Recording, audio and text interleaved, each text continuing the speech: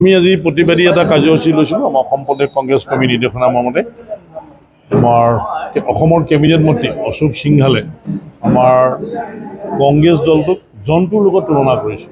তাৰ বাবে আজি গোটেই অসমত ঘূৰি আমি আজি প্ৰতিবাদী কাৰ্যসূচী লৈছোঁ যে এজন মন্ত্ৰীয়ে মুখ্যমন্ত্ৰী এটা কংগ্ৰেছ যিটো কংগ্ৰেছ দলে ভাৰতৰ স্বাধীনতা আনিছিল, ইয়াত আমাৰ স্বাধীনতা সৈনিকসকল আছিল, সেই দলটোক তেখেতে জন্তুৰ লগত অপমান কৰিছে। তাৰ কাৰণে আমি প্ৰতিবাদ কৰিছোঁ, আমি তীব্ৰ গৰিহণা দিছোঁ আৰু আমি বিচাৰিছোঁ তেখেতে আমাৰ কংগ্ৰেছ দলৰ ওচৰত ক্ষমা খুজি এই ভুলটো স্বীকাৰ কৰি দিয়ক। কাৰণ এজন সভ্য ব্যক্তি, এজন মন্ত্ৰীয়ে এটা ৰাজনৈতিক দলক এতিয়াও জন্তুৰ লগত কৰিব নোৱাৰে। আমি কিন্তু কোনোদিন তেওঁলোকৰ বিজেপি দলক আমি জন্তুৰ লগত কৰা নাই। যদি কিবা শুনিছিলোঁ আপোনালোকে নিউজ কৰিছিলে কিবা তেওঁলোকে জন্তু চুৰ কৰিছে বুলি, কিন্তু আমি কোনদিন ছবি কোৱা নাই। আমি সেই আজি প্ৰতিবাদ কৰিছোঁ। আমি যেতিয়ালৈকে তেখেতে এইটো ক্ষমা নখুজিব আমাৰ এইটো প্ৰতিবাদৰ কাৰ্যসূচী চলি থাকিব। আপোনালোকে সকলোৱে জানে যে অসম চৰকাৰৰ কেবিনেট মন্ত্ৰী অশোক সিংঘাল ডাঙৰীয়াই কংগ্ৰেছ দলক জন্তু বুলি অভিহিত কৰিছে। ইয়াৰ আমি তীব্ৰ প্ৰতিবাদ জনাইছোঁ। আজি অসমৰ সকলো স্থানতে ইয়াৰ তীব্ৰ প্ৰতিবাদ কৰা হৈছে।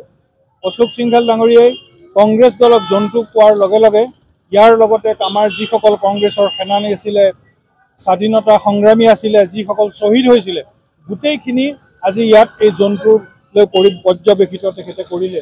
গতিকে তেখেতে এনেকুৱা ধৰণৰ এক শব্দ ব্যৱহাৰ কৰিছে যিটো ভদ্ৰ সমাজত কেতিয়াও গ্ৰহণযোগ্য কোনো কাৰণত নহয়।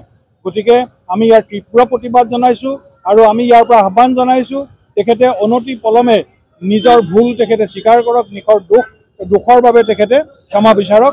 কাৰণ আজি মুক্ত আকাশৰ তলত আমি আছোঁ।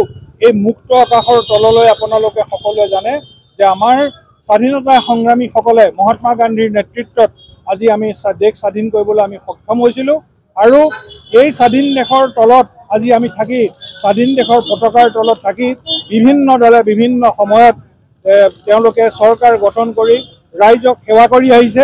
কিন্তু ৰাইজক সেৱা কৰিবলৈ দিয়াৰ যি অধিকাৰ জনতাই দিছে, তাৰ অৰ্থ এইটো নহয় যে কোনোবা দলক এনেকুৱা ধৰণৰ এক প্ৰত্যুক্তিৰে ইয়াত সম্বোধন কৰিব বা ক'ব, তাৰ এইটো উদ্দেশ্য নহয়। ইয়াৰ বাবে তেখেতে অনতি পলমে ক্ষমা খোজাৰ আমি দাবী জনাইছোঁ। ধন্যবাদ।